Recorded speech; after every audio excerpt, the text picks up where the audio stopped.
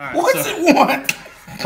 What is this? 4 now? Part 4. All right. 4. So I can totally feel it. you can feel the heat coming off of it. So we're gonna talk about the ways to get points during South American Blitz 7.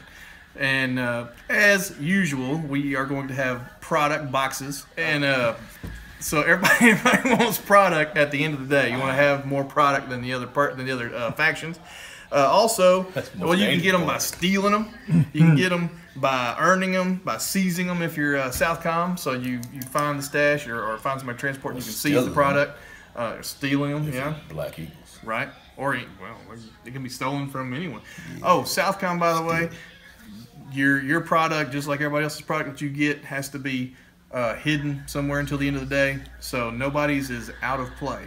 Only thing that is out of play are the cartel boxes that they start the day with inside the TOC, and then there's going to be missions throughout the day where they will need to pull portions of that product and put it in play. Once it's in play all day. So are all the other boxes that are in play. So there's going to be admin missions that will have boxes. There'll be cartel missions that'll have boxes. But no one is to enter anyone's TOC, the structure itself. There's going to be personal items. There's going to be things that are out of play in there. So you can attack around the TOC and that kind of thing, but not go in it.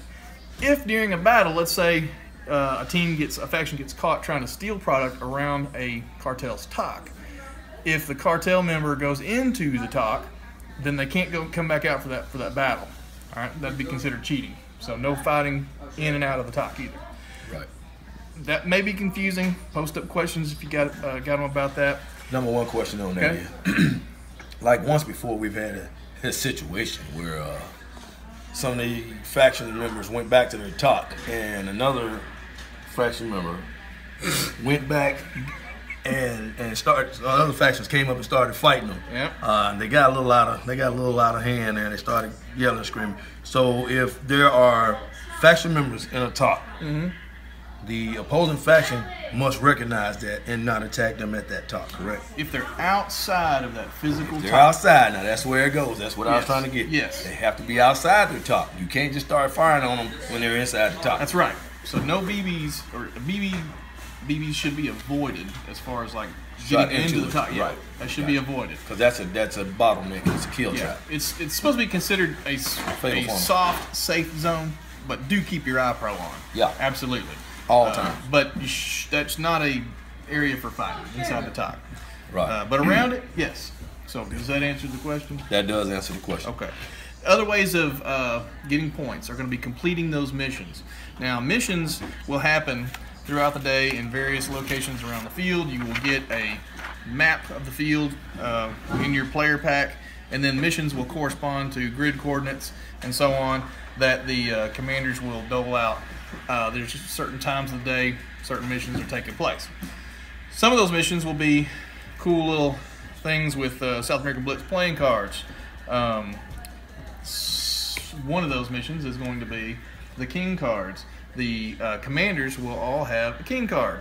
So an all day long mission is each faction is trying to get the other commanders king card. Keep in mind. Now, also, the faction will get their own suit of cards. So spades will go to the Black Eagles, and other suits will go to other factions.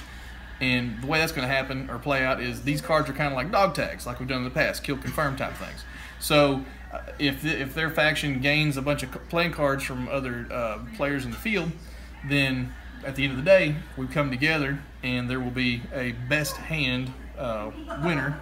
Everybody's going to ante up into the pot some other product, and there'll be some some wagering and whatnot. And of course, it's going to be like the rest of the day. There's going to be a whole lot of posturing, and you're doing exactly what Tim does to me. I know I talk with my hands, but there's going to be some interesting gameplay. Yeah, there's going to be interesting gameplay with the playing cards. There will also be some poker chips that you'll find scattered out around the field. And those poker chips can be picked up, and they have a point value as well. Now, as far as your card that you have, your personal card, let's say you were given a card, this one is yours, and you have collected cards. All right. Well, if you get hit and someone says, "Do you have a card?" you have to give them your personal card. Right. If you have these cards still, but you've lost this one, and somebody says, "Do you have a card?" you don't have to give them any of these. Only the card that belongs to you personally. The ones you collect are yours till the end of the day, and turn those into your faction commander. Bribe money. The cartels will have a little bit of bribe money that they can pay these guys to do something crazy or special. We take food stamps too. So the bribe money has point value if they complete their mission that they're paid to do. Square leader.